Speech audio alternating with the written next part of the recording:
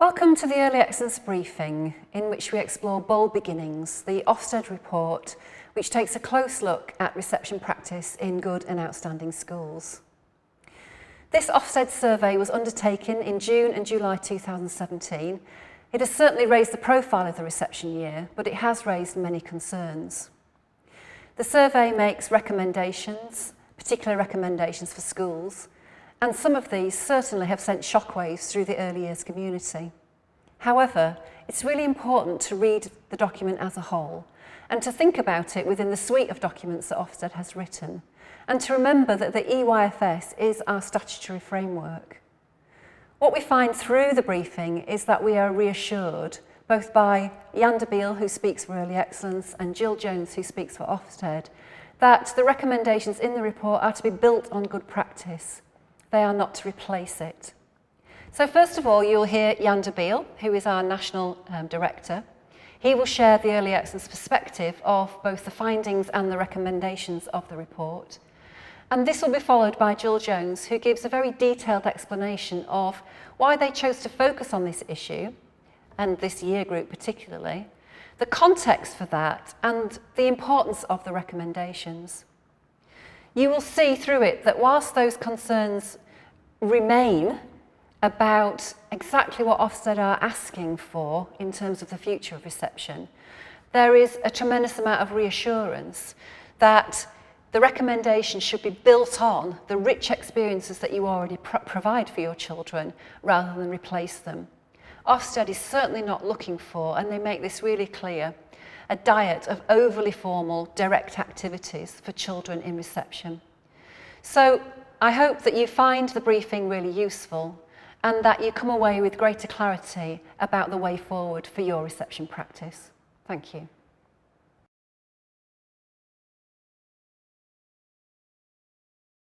My session here, my slot here is to really, as Liz said, to give you both, well, two things really, to give you the Early Excellence view of reception generally and how that interfaces and overlaps or doesn't overlap with Bold Beginnings.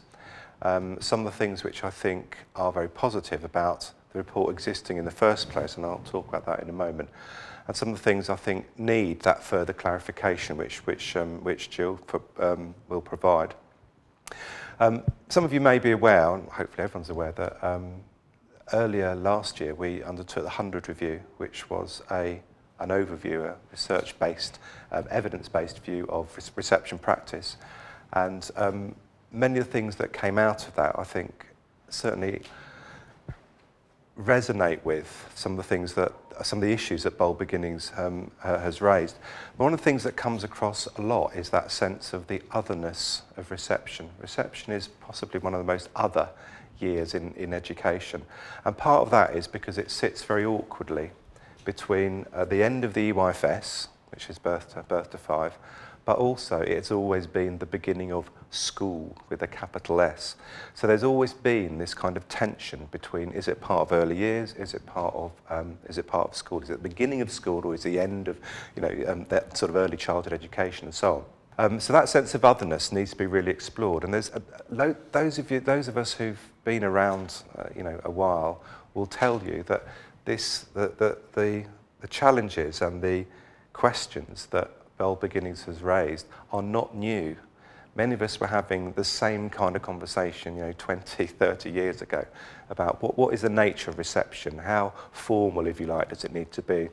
What does that balance look like? What are the expectations? Are the expectations reasonable? How do we ensure that we're not limiting those expectations? How can we make sure we're tuning into what's appropriate for children and so on? Those are not new tensions. But one of the things that Bold Beginnings has done, which I think is really positive, is it's really raised that debate. It has shone a laser spotlight on the nature of reception practice. And actually, I think the debate, given some of it, but a lot of the debate has opened up channels of communication and channels of dialogue which hadn't really existed before. So we do have a real opportunity, I think, to perhaps clarify and build a consensus on what reception practice is like. So 100 Review was published, as I say, I think in March last year. And one of the things I want to just, I suppose, talk about alongside that is the research that backed it up. We commissioned Centre for Research in Early Childhood, Chris Pascal and Tony Bartram, to collate together all the latest research about what works for 4 and 5-year-olds. What is the nature of a 4 and 5-year-old? What do they need? What do we know about the neuroscience? What do we know about longitudinal studies in terms of impact, the types of revision, what's the kind of pedagogy that's most effective, and so on. So that document, I would argue, is highly, highly significant. And you may have seen it like this. It's recently been rebranded, so it looked like this. The information is exactly the same. But that's very clear on what's required. That's very clear about the things that really, really matter. And the title of this presentation, title of this input is the core purposes of reception. And I'll come to this because I think one of the things we are struggling with in terms of Bold Beginnings, and Jill will explain how this has sort of come about, is that notion of reading is the core purpose. What the research tells us is actually there are many, many core purposes. And because we live in England and we work in England, and in England we start school, or children start school at the age of 5 or 4, the term after their 5th birthday, we have a slightly different system to everybody else in the world. In the rest of the world, they operate a kindergarten system, including places like Singapore, including places like South Korea, including places like Nordic countries, Finland, Denmark, and so on, where children start what we would describe as formal schooling at the age of 7. So we sit awkwardly on top of this beginning of school and end of EYFS. We sit awkwardly in this slightly nether place in child development. Stuff happens at the age of 7, which means the kinds of learning that generally fit around the notion of school become much more applicable. So we're wrestling with all those things. Now, that doesn't mean I think children shouldn't be in reception class. I absolutely do. I think the issue is about the quality of provision. The issue is about the type of experience they have, whether it's a school, whether it's whatever kind of setting it is. So this is about pinpointing what that actually should look like. What should good reception look like? What does effective reception look like? Just a couple of the findings we had from the 100 review. One is we recognise, and I think any reception teacher, all the reception teachers we talked to, and we had about 4,000 people respond to our survey, and we had focus groups, and we visited 40 schools and so on. They all said that often there was a lack of understanding of early childhood development, and that impacted directly on what was sometimes unreasonably expected of reception. Sometimes it was unreasonable, sometimes it was about the kind of expectations they had, but we would argue that the understanding of early years as a distinct phase still isn't embedded in the way it could be. I genuinely think that if everybody understood how early childhood works, how early learning works, how the developmental phases work, and how children become literate and numerate and communicative and expressive and creative and so on, if people really understood that, I think there would be a lot more sensitivity and a lot more understanding of why reception is like it is. It is different. Children at that age are different in terms of their development, and that's not always fully understood. And one of the things that happens, one of the things that I'm very worried about, is that very often education, the entire education, is viewed through a kind of late primary, early secondary lens. Everything is viewed through that lens. When you look at early years through that lens, yes, it looks strange, it looks unusual, it looks other, but there are really, really important reasons for that. So I do think one of the things that needs to come out of this is that better understanding of how early learning works. It's not the same. Working with a 4 and 5-year-old is not the same as working with an 11-year-old or a 14-year-old. That's an obvious thing to say, but I do sometimes wonder, in the rush to have generic policies, we forget that otherness, we forget that distinction. The other thing that came across, and this is important in terms of how we present ourselves, is in early years, we are not anti-literacy and anti-numeracy. We do think literacy and numeracy are critically important. We are not against children becoming readers, writers, and mathematicians. However, because of the otherness of early years, what early literacy and early numeracy and mathematics looks like is different. there is a whole set of skills and behaviours and understandings which interface with specific numerical knowledge or specific literacy knowledge. And in order for children to be literate and numerate and to get reach the kinds of standards and outcomes that we want, it looks different in early years. So we need to be clear about how we support literacy and numeracy and how that rests and interfaces with so many other different things. We found, and this is something again we'll pick up on, we found that actually that the understanding of the purpose of assessment and the process of assessment was quite strong in the teachers that we talked to. There was a strong understanding, or certainly a range of understanding, but a strong understanding of the purpose of observational assessment. But again, there were tensions about what you assess and how you assess it. How you assess it to get accurate information, but also what you assess. If we don't understand early childhood development, if we don't understand how that progresses, how children become literate, how there's phases of development for that, it's not just doing phonics right at the beginning, it's actually how that builds on and interfaces with lots of other things, then we tend to narrow down assessment into a particular thing which isn't necessarily applicable. And that's what teachers told us, that some of the whole school systems didn't recognise that otherness of reception. In the 100 review, I was allowed to have six recommendations. So when it came to the sixth one, I split it into about 15, just to stay within. But a lot of that was what we described as the pressures on reception. Now let's be really clear. Bold Beginnings is one Ofsted document that is the result of looking at a number of schools and finding commonalities which demonstrated them to be good or outstanding. It does not replace the early years foundation stage. It does not replace Ofsted's brilliant definition of teaching. Those are still touchstones about effective reception practice, and they remain. But there are issues about pedagogy and reception which we need to be aware of, and I think we need to explore as part of that debate.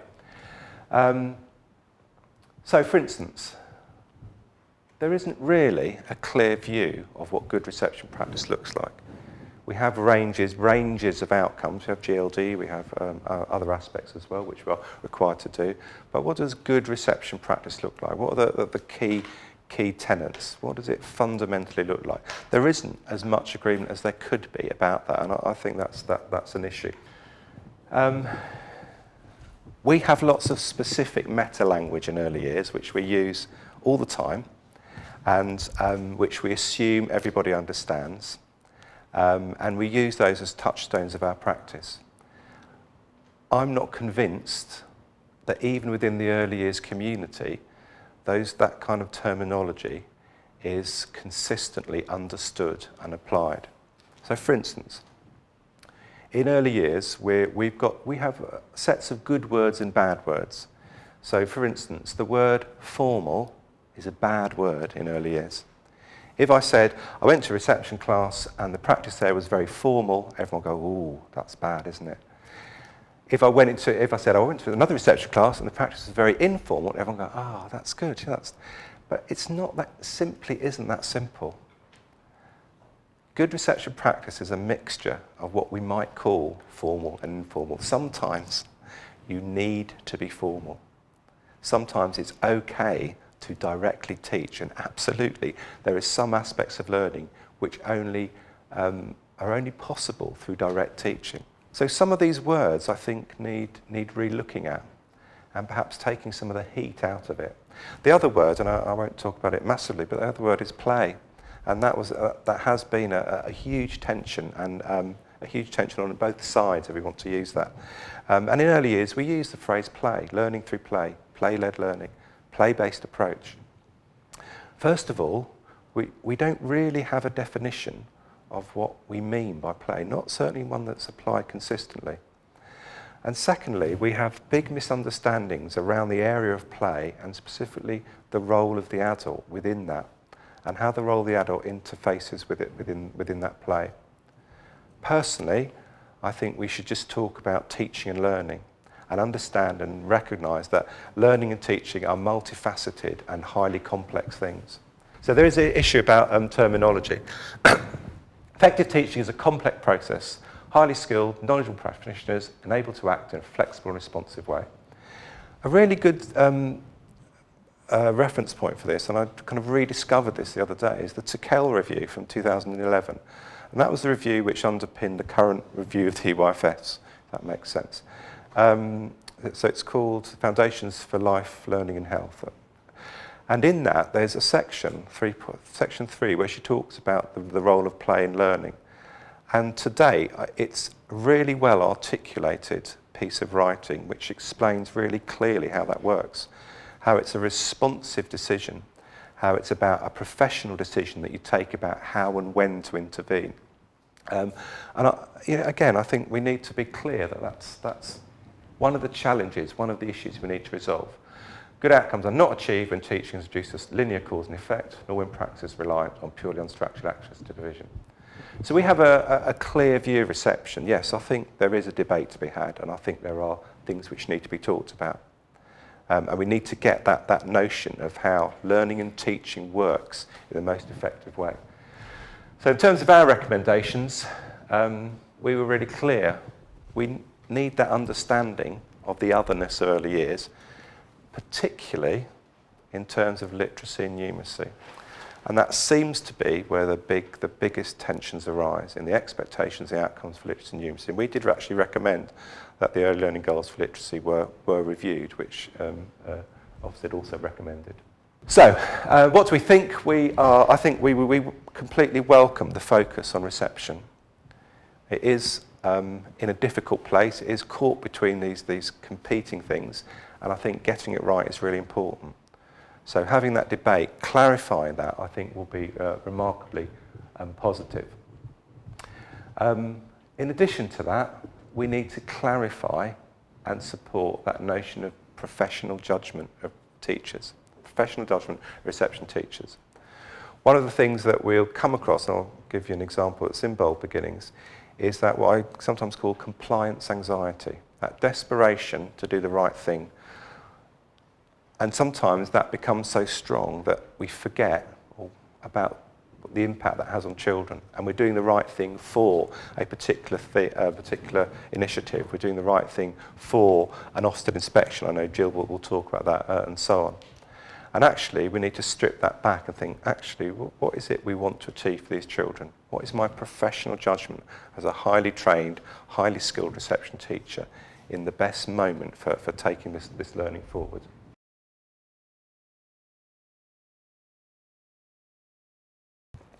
So we do have some concerns. There are things which we think are quite problematic. One is that the status of the recommendations themselves.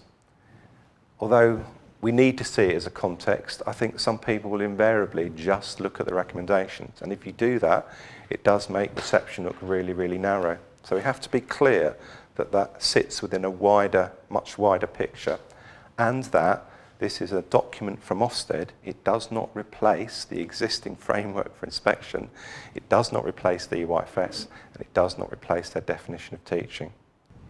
You know, and I've said this already. I can't justify reading being the core purpose of reception. And the research, and again, you know, would back me up on that. I would argue reception has many core purposes, many of which are more about learning dispositions, learning behaviours, building the very foundations, which is why it's called the foundation stage and so on. And I'm not saying, however, I'm not saying children shouldn't be taught to read. Of course they should. But there is a process involved in that. And there is a judgment to be made by practitioners about the point at which you do various things. And one of the other things I'll say, just in terms of debate, is it's not helpful to say, this is what they do in Denmark, or this is what they do in Finland, or this is what they do in this is what they do in Reggio Emilia. It's not helpful because we don't live there. And I'm speaking as someone who had a Danish mother, so I know about Nordic culture. You cannot just supplant one aspect of a culture and put it in a completely different culture and expect it to work. Now that does raise questions, because in other cultures, it's not that children aren't taught to read. before the age of 7, but that panic about decoding isn't as evident. And there is much more flexibility about when that happens. And as we know from the research, the outcomes for those countries are still as good, if not better. So I struggle with that. I struggle with reading being the core purpose. There are a multitude of core purposes. And I think sometimes we panic too much about the specific skill of decoding when, in fact, there's a spectrum within that. As I've said, I think that if you read the report in the right way, it does do this. It does recognise all aspects of learning development. I'm disappointed that there's no mention of the characteristics of effective learning at all within the report. I think although that is it should be a given, I think it would have been strengthened by its mentioning. What it says about assessment is interesting. I'll come to that in a minute. And the kind of red line is really this last one. Currently, I think Ofsted's view of reception and the inspection framework is a good one. And I think most people can kind of work within that. If that changes and it becomes different, I think that's the point we have another conversation. Just before I stop, I just want to go through the recommendations. This is the bit that everyone's read. I'm presuming you've read this, and you don't need time to read it again. But let's just stand back and think about what this actually says in the context of everything I've said so far. Make sure teaching of reading, including synthetic phonics, is the core purpose of reception here. I've made my position on the core purpose clear. But if we take that off for a moment, the teaching of reading, including phonics, and Jill will talk about this, reading isn't just phonics. However, as a reception teacher, yes, I taught phonics, I taught synthetic phonics actually before it was fashionable to do so. Are there any reception classes anywhere that don't teach phonics? I very much doubt it. So all that's saying is that synthetic phonics and reading are important. I think we would agree with that. I don't think that's controversial. Greater importance to teacher of numbers in building fluency in counting, recognising small numbers of items, comparing numbers, solving problems, so on. Again, I would argue that's not controversial. That's very much what it says in the existing EYFS. Ofsted's view is that that's perhaps not happening enough, and perhaps numeracy and mathematics doesn't have the same status as phonics, and there's possibly a degree of truth in that. But again, I wouldn't argue that that's, in the context of a wider picture, teaching children good mathematics isn't controversial. That's a good thing. Ensure, it's quite controversial this one, let me explain. Ensure that when children are learning to write, resources are suitable for the stage of development, yes, good. They're taught pencil grip and how to sit correctly at a table. And this caused quite a lot of response. But again, let's step back for a minute. Given how it was written and given the context of it, and I will say I think some of the writing was a little bit clumsy, but Jill will talk about that. Are there any reception classes where children never sit at a table? And are there any reception teachers who don't teach pencil grip, effective pencil grip? Does any reception teacher see a child doing that and going, that's fine, leave it, we'll deal with that in year 6? No. As a reception teacher, sometimes my children in my class would sit at tables writing. I don't think that's contentious. Would I teach them pencil grip? Absolutely. You need to teach pencil grip in order to control it and so on. So when you look at it in that stark way, it was controversial. When you look at it in the wider context of things, that it's a recommendation on top of everything else, I think it's less controversial. To devote sufficient time in the day to direct teaching of reading, writing and maths, including frequent opportunities for children to practice and consolidate their skills. And again, that was highly controversial for 2 reasons. One, it seems to imply that reading, writing and mathematics should be the core of everything, and that's the only thing that you teach, the only thing that matters. Now, I don't believe the report's saying that. I can see how that's been interpreted, but that's a misinterpretation. The other bit that caused controversy was the phrase direct teaching. And again, we're back to good, bad words. Direct teaching, direct teaching is a fundamental part of what you are doing a lot of the time as a reception teacher. You are directly teaching knowledge, skills. You are supporting it, and sometimes you are directly teaching it.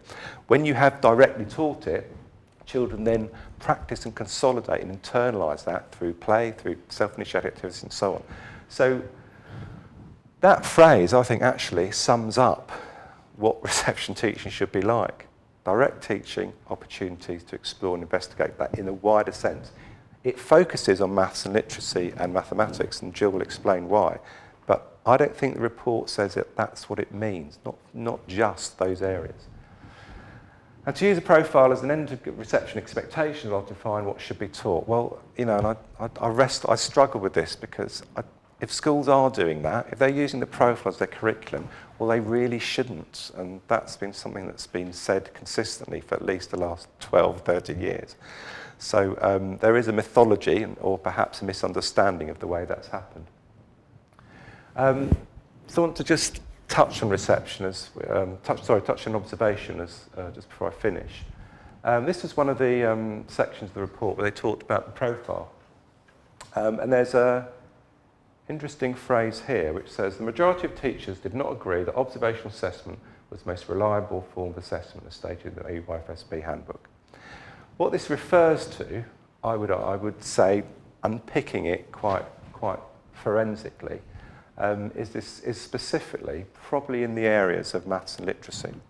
Things like PSCD, language and physical development. I would argue they are everyday occurrences. Every observation you do of a child contains an element of those. And I would also argue it's very difficult to set up a particularly test-based activity to assess a child's PSCD or physical development and so on. It's possible, but it's not very reliable.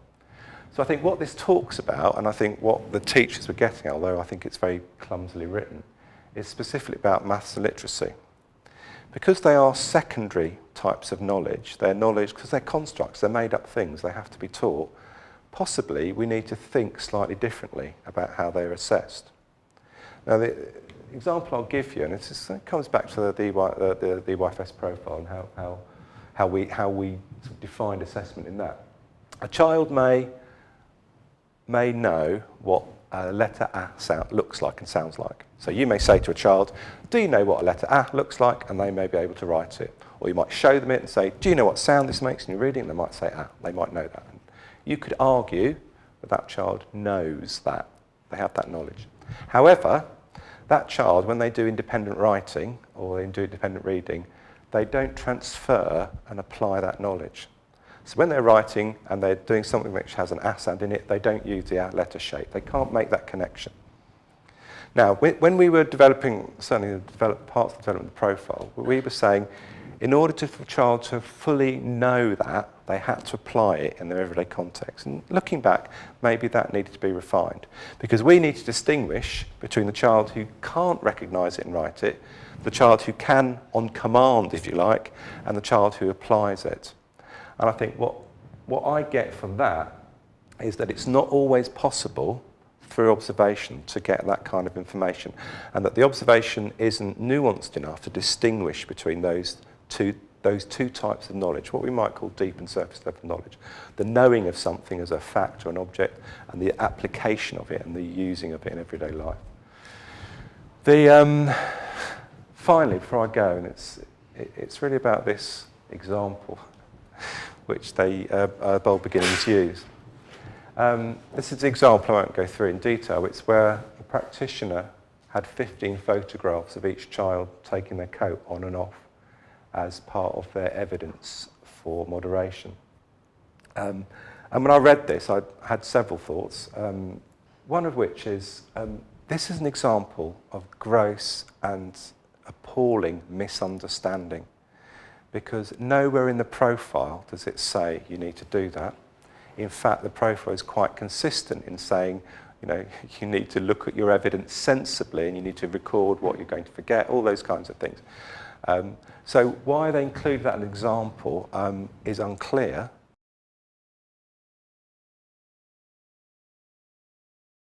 So, Bold Beginnings. Why did we write it? And what was the purpose?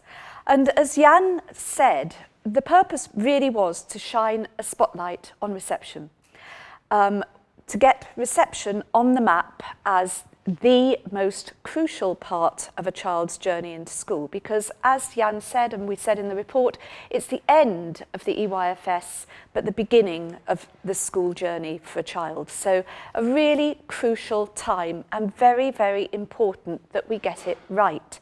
And particularly that we get it right for those children who are less advantaged than others.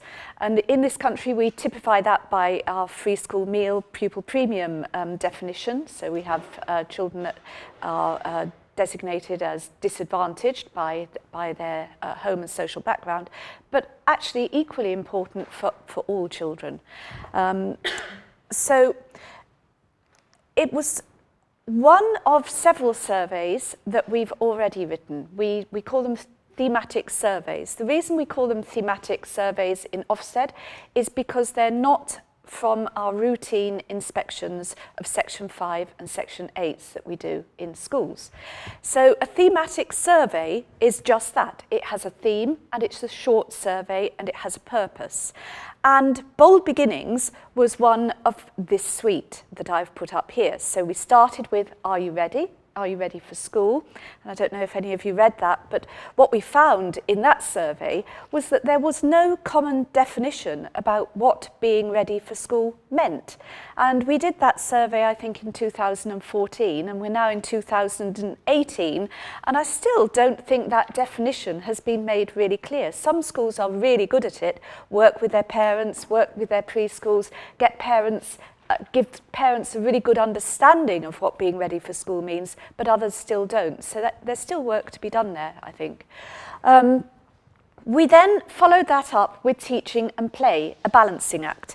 And we wrote teaching and play deliberately because when we wrote Are You Ready?, we made a statement that was very unpopular in the sector. In fact, as unpopular as Bold Beginnings has been, because we said it was important that you teach in the early years. And we said, everything you do with a child from the moment they're born is actually teaching. So when you're looking at a baby, you're looking into their eyes and you're blowing bubbles at them or whatever as they grow up, those things are teaching. That is the direct teaching between adult and child. So we set up teaching and play, a balancing act, because we're saying there is no dichotomy between teaching and play. Actually, everything that you set up for children in your settings, in your schools, is teaching. So that was very important for us. We then went on to talk about unknown children destined for disadvantage. And this report specifically focused on disadvantaged 2-year-olds and the take-up of 2-year-old places.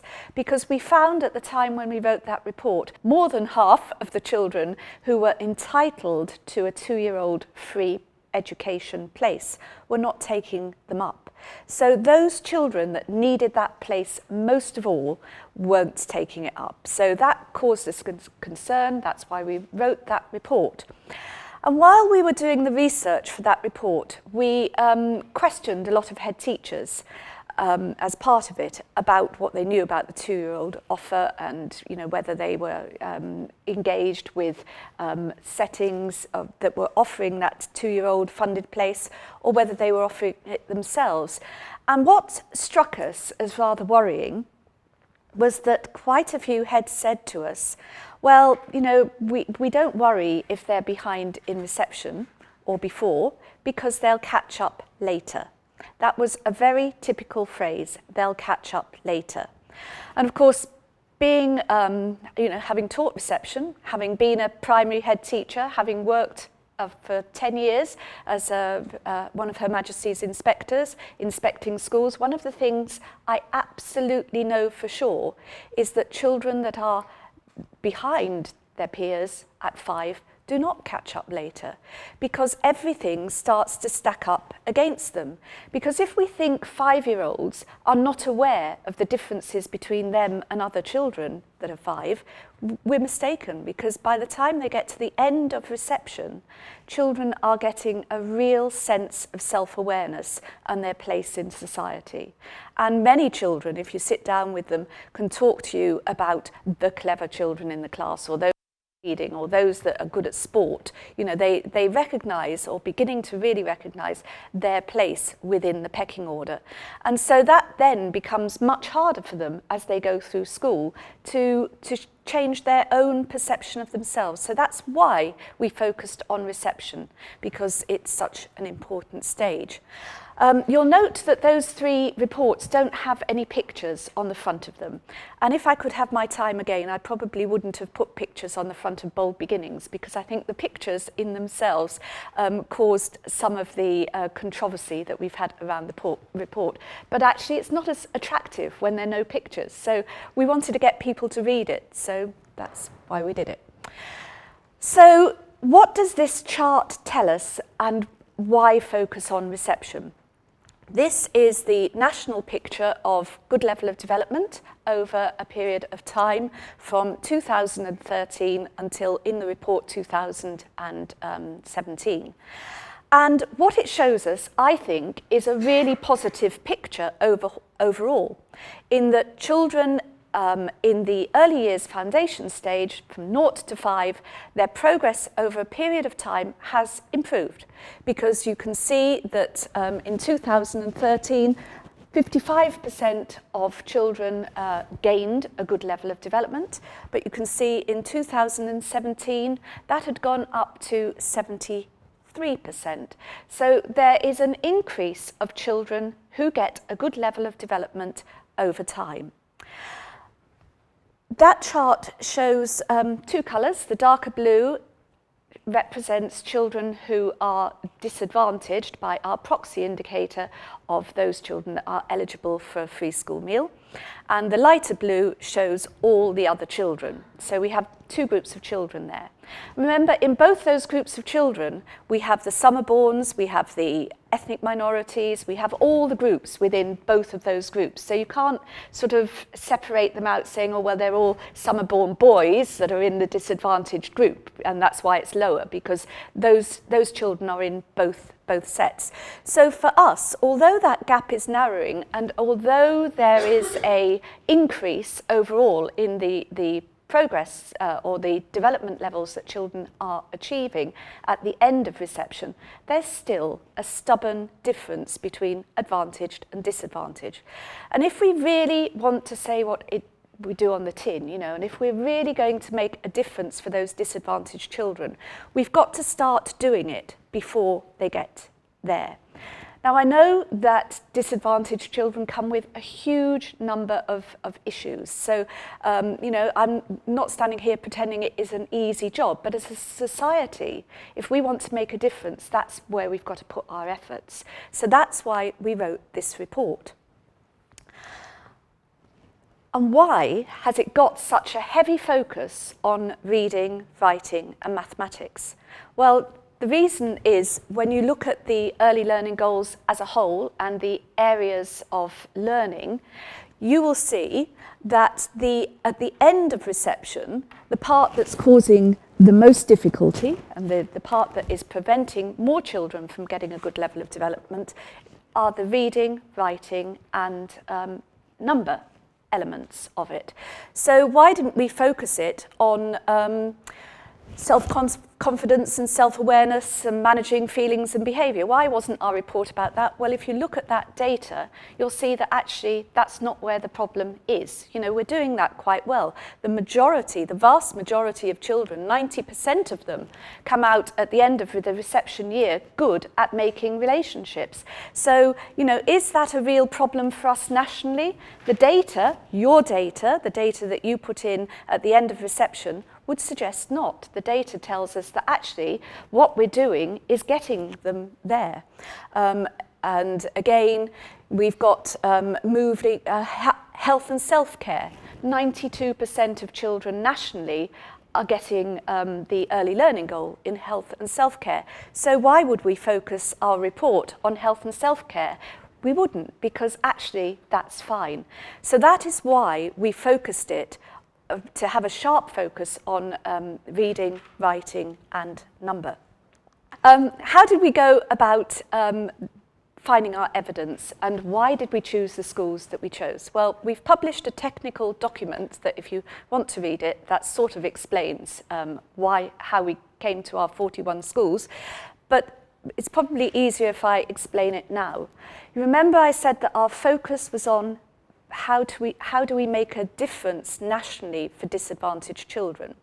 That was our key question, that can we find children nationally that do better, that are disadvantaged, that do better than all other children at the end of the early learning goals? So if we look at all the schools in the country and we look at their individual EYFSP data, can we find some schools where disadvantaged children were doing just as well as, or if not better, than the other children in that school?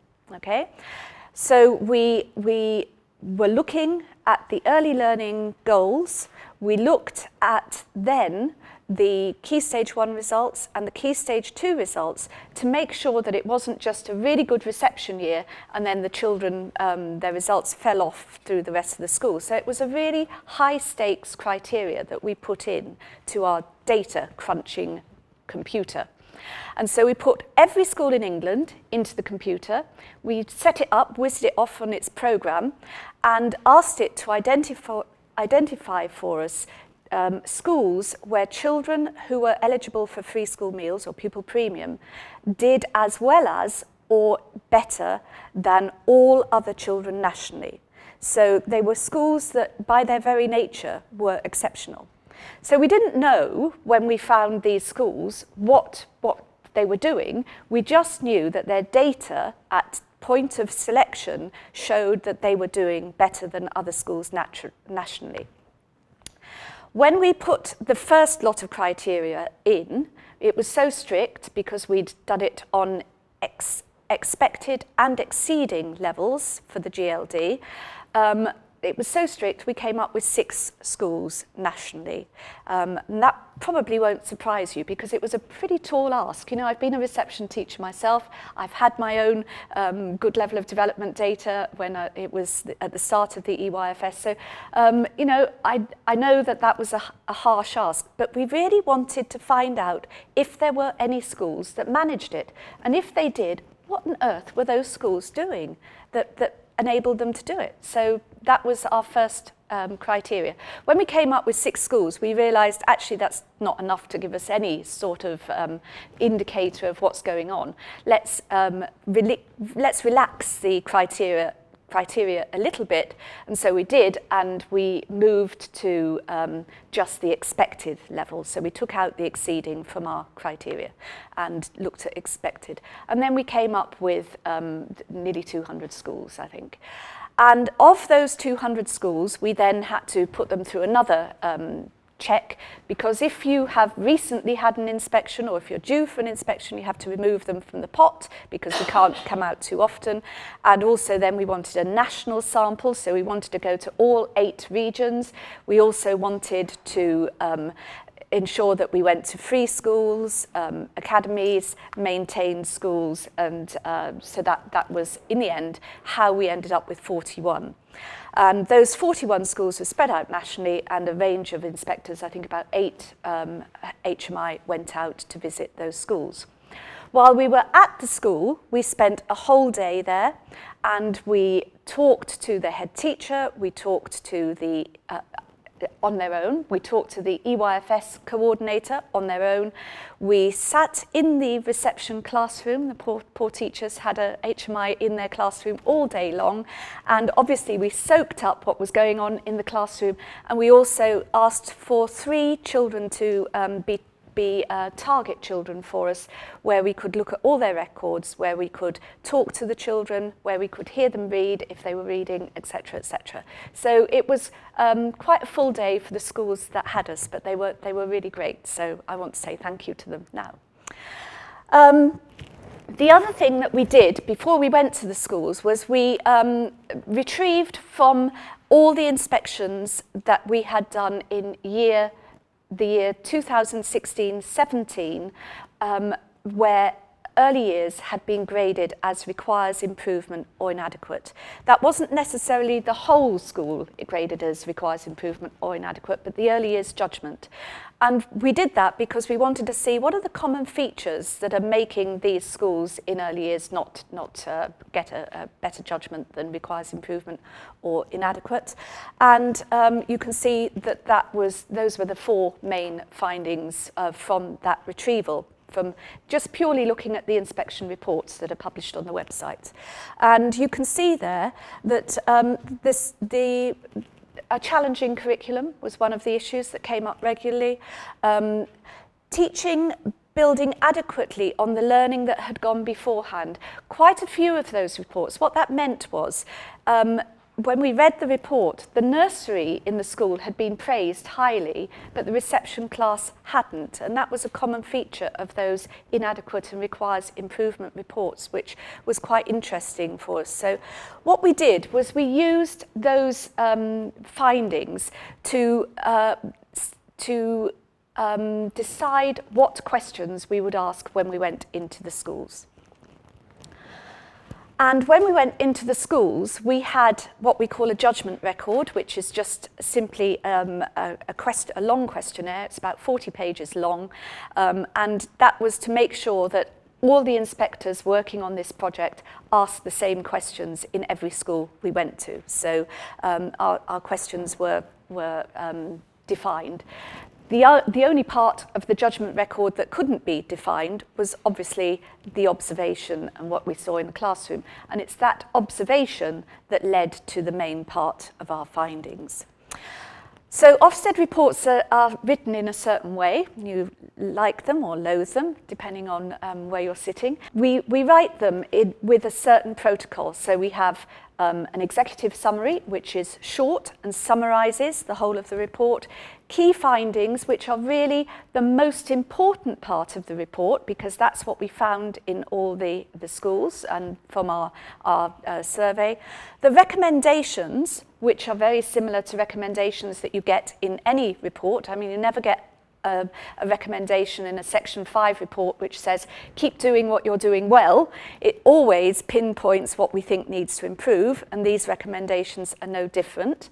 And then the body of the report, which is actually the most important bit. And if I can, as this is being filmed, if I can urge everyone to read the body of the report, that is where the full understanding of what we're trying to get at will be. So what do the key findings say? Well, that first key finding is really important, because it says in these successful schools, because the 41 schools we visited were successful, in these 41 schools, the head teachers took a keen interest in what was going on. They knew their reception class, they knew their reception children, they knew their reception teachers, and they understood why the curriculum was as it is and what they were doing. So that was fundamental and a really key finding. The other thing that came out was that over a number of years, the expectations of the reception children had increased. That's what head teachers said to us. Quite a few teachers said to us, well, when we first did the phonics screening check, we weren't doing phonics in reception in a very systematic way, but since the screening check, we've started to teach it differently. And that was what the heads of the schools that we visited told us. They'd changed their perception. So that's what we mean by raising expectations. When the early learning goals were changed in 2013, the expectations were raised then. The finding where we've said there's no clear curriculum in reception, that's what the schools were telling us, and actually what we see from our own report. And if you take the early learning goal for music, for creative, and you look at the statement in the EYFSP for music, which is about singing songs.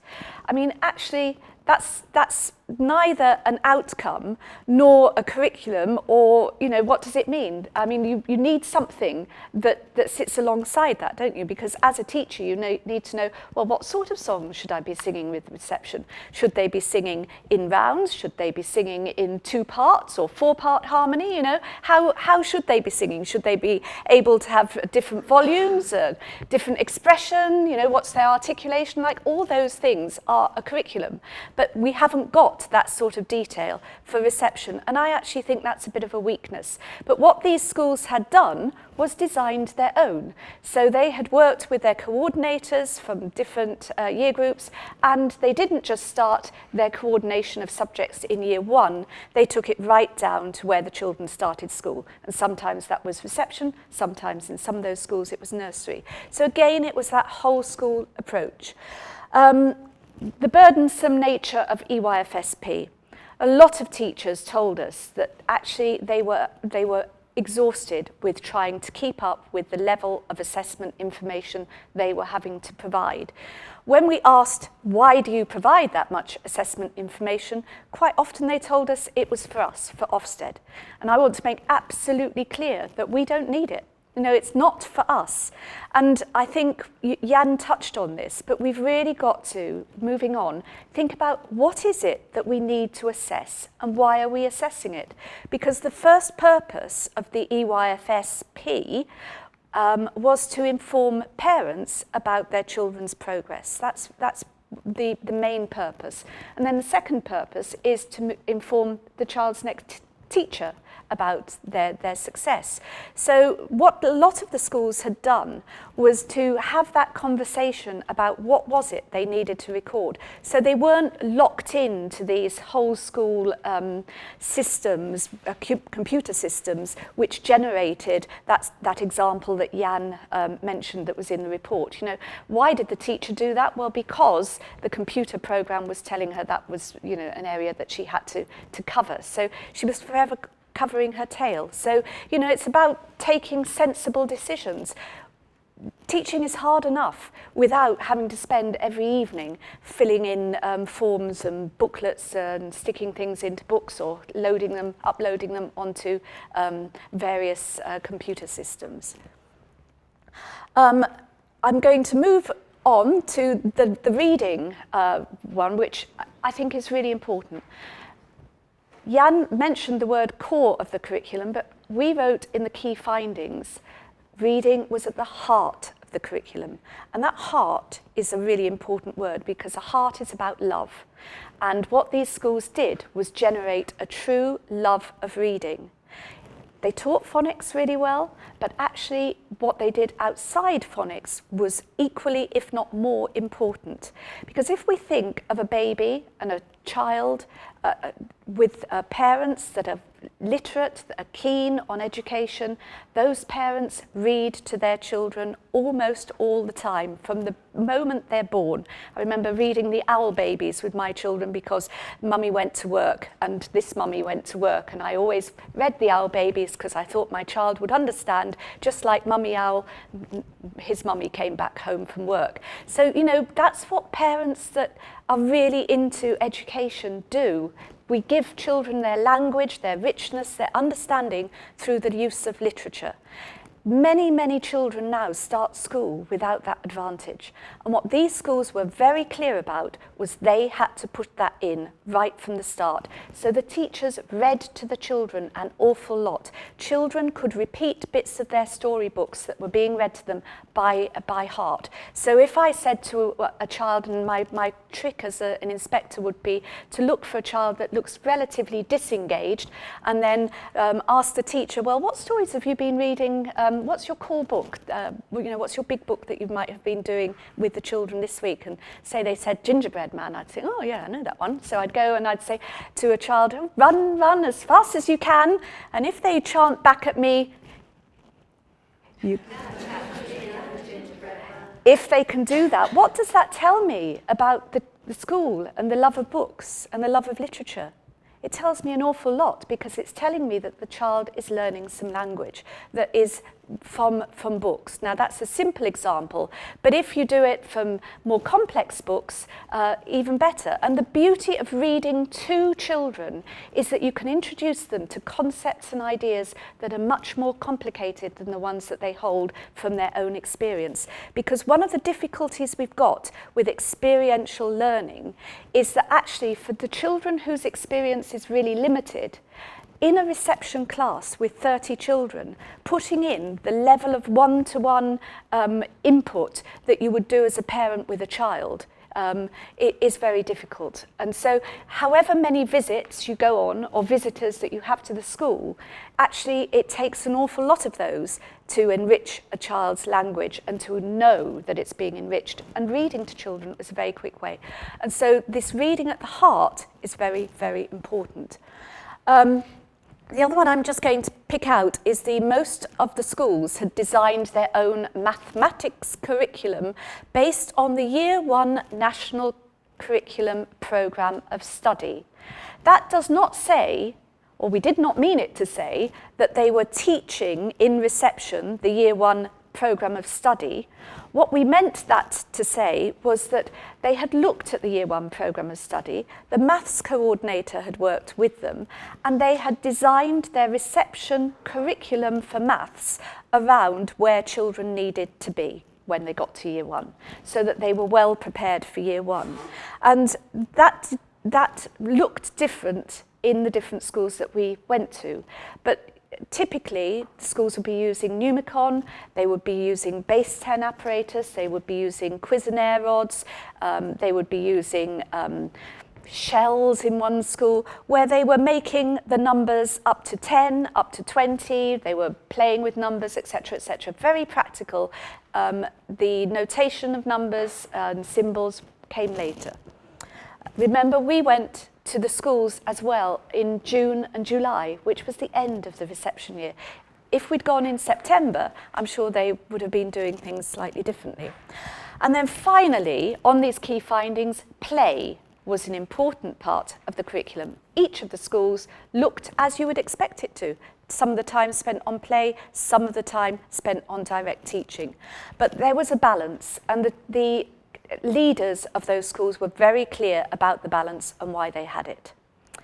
So it then went to the recommendations, and Jan has mentioned these and gone through the recommendations for schools very well, so I'm not going to labour that point. I'm just going to go on to the other recommendations, which are not actually for schools.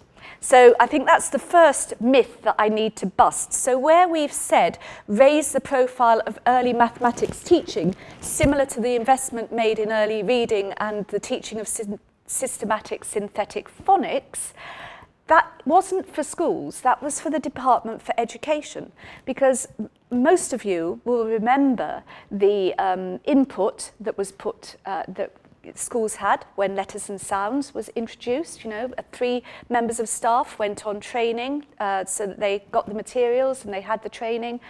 There wasn't a similar input for maths, unless you were very, very fortunate. And there has not been any investment to speak of in maths since. Many, many teachers that we speak to generally feel less secure in the teaching of maths than they do in the teaching of reading. Particularly teaching assistants, who are often left to do the maths examples in schools. So why we put that recommendation in was to say, look, you know, actually we've been a bit successful here with reading. Phonics is going much better and more children are getting the hang of reading. If we get the love of reading in there as well, then I think we'll do really well in reading in this country. But we're not putting that same investment or that same thought in maths. And actually, quite a lot of us are not as confident in maths as we are in reading. So that's why that's there. We've got some recommendations for ourselves in that we look at the way that we act, and some recommendations for teacher training institutes as well. And one of the important recommendations that we put, that we thought was sort of here, is about CPD, the importance of CPD, because we know that the difference that makes. So I've put these pictures in, which are pictures that we took while we were actually on inspection. So you can see that they were normal reception classes. And when we went into them, we were really looking as inquisitively into, well, what is it that these schools are doing differently for the children? You know, these schools on the surface appear to look the same as the majority of reception classes that I visit. So, you know, pretty typical, a mud kitchen.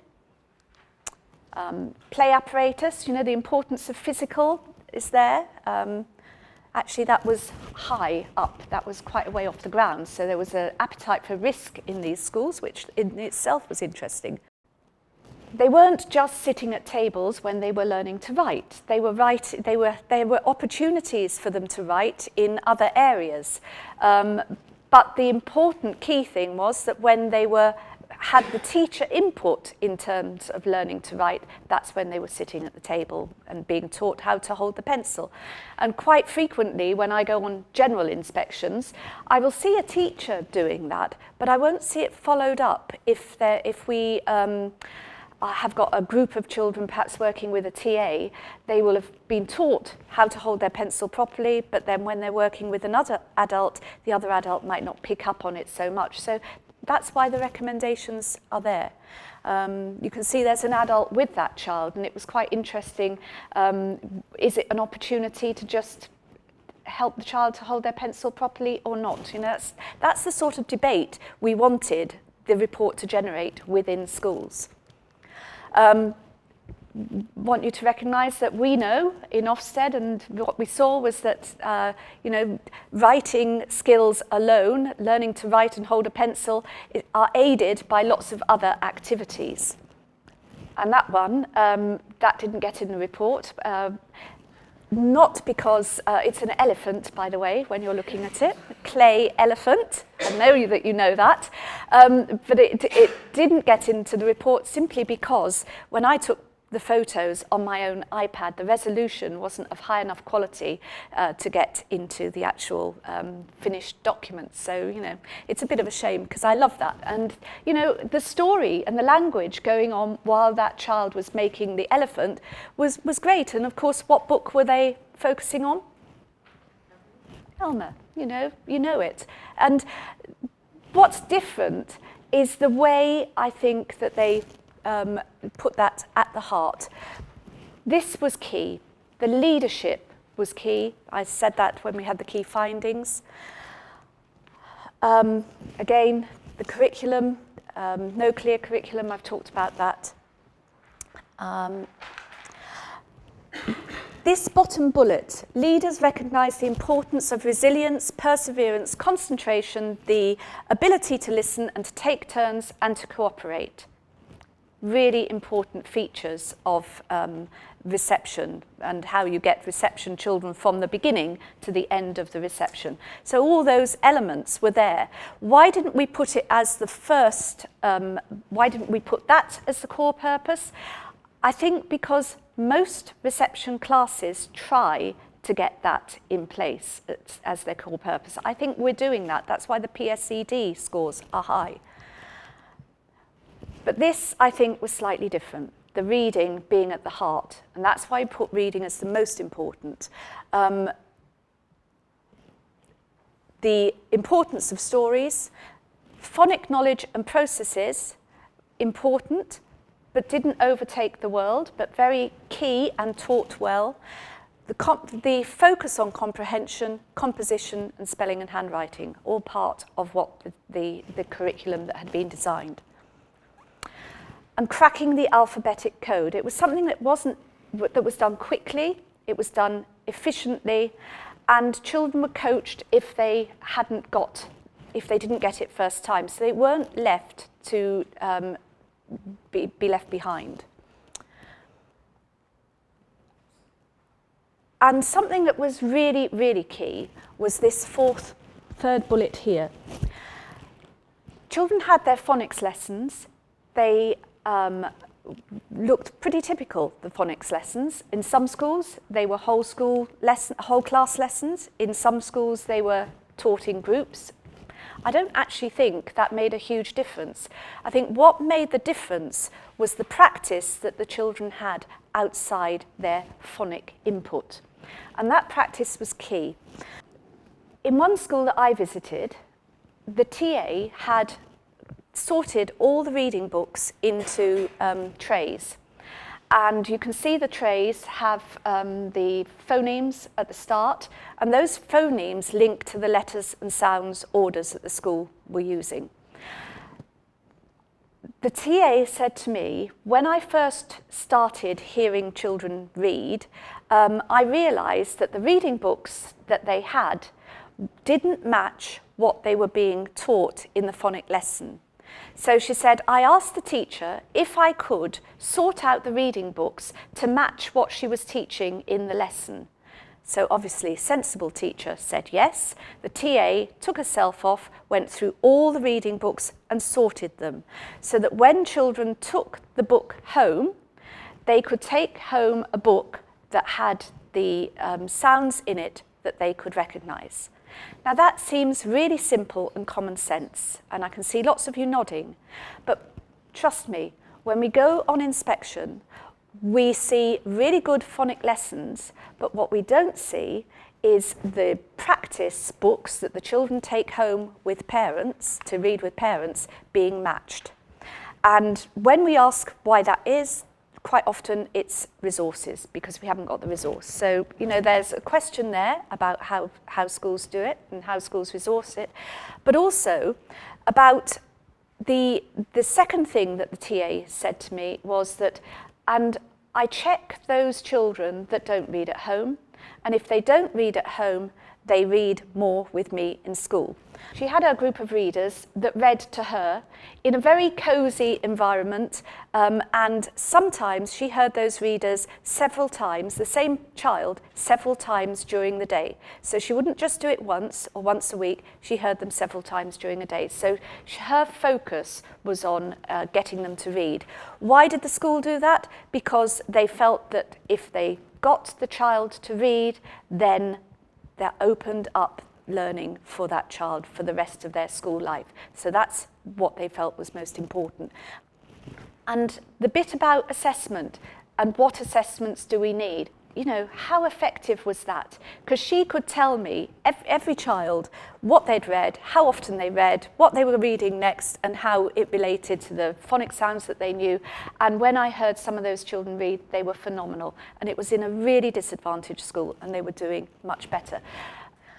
So they had a clear idea of what children needed to do in reading and also in maths, really focusing on what is it children need to know and how do we best teach it.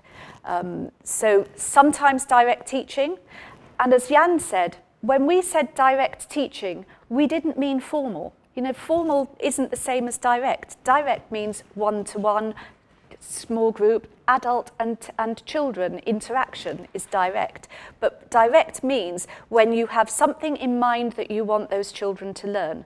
And you may have pre-planned it, or you may actually, when you're working with the children, think, actually, they're not on the same page as me here. I need to change what I'm doing in my teaching. That's direct teaching, and it's really good assessment as you're working with them.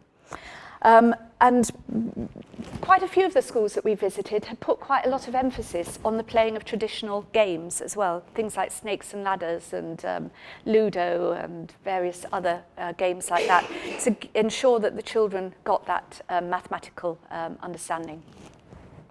So just a few more pictures to show you the sort of things that we saw at the end of the academic year. You know, pretty typical, some Numicon. And again, to show you that, you know, there were lots and lots of opportunities in these schools. That's my fuzzy photo because obviously I had the handshakes. So lots of opportunities for them to do things. And as Jan said, you wouldn't give children saws and hammers without direct teaching. Okay, and our most important point, do what you think is right for children, not what you think Ofsted wants to see. We are just part of the system.